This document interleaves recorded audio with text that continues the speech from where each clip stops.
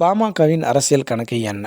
இந்த நாடாளுமன்ற தேர்தலில் பாமக, பாஜக கூட்டணியா அல்லது அதிமுக கூட்டணியா என மாறி மாறி பேசி வருகிறது. இதில் கடந்த வாரங்களில் பாஜக கூட்டணிக்கு பாமகவில் சேரும் என எதிர்பார்க்கப்பட்ட நிலையில், தற்போது அதிமுக கூட்டணியில் பேசி வருவதாக பல புதிய தகவல்கள் வெளியாகி இருக்கின்றன. அதற்கு முக்கிய காரணம், பாமக தலைமை அதிமுக கூட்டணியில் நாம் இணைந்தால் 4 அல்லது 5 நாடாளுமன்றத்தில் வெற்றி பெறலாம் எனவும், அது சட்டமன்ற தேர்தலில் அதிகமான சட்டமன்ற உறுப்பினர்கள் நமக்கு பெற அதிக வழிவகுக்கூடும் என பாமக தலைமை கணக்கு போட்டு வருகிறது.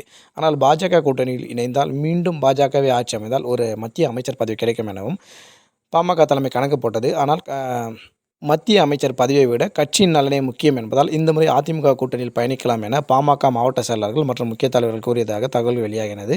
எனவே அதன் அடிப்படையில் இந்த முறை அதிமுக கூட்டணியில் பாமக பயணிக்கும் என கூறப்படுகிறது.